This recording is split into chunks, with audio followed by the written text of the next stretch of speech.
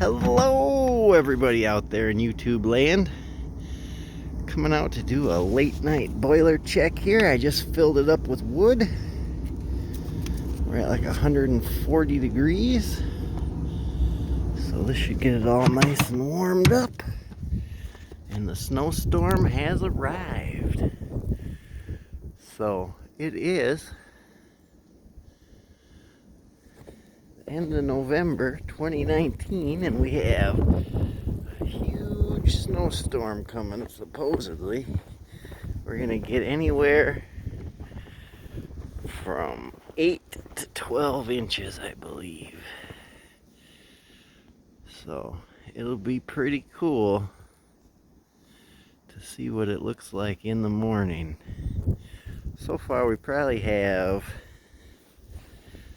4 or 5 inches. So if it keeps up like this all night, we'll definitely have quite a bit. The Heatmaster boiler is doing amazing, keeping us warm on the homestead. I'll see you guys later.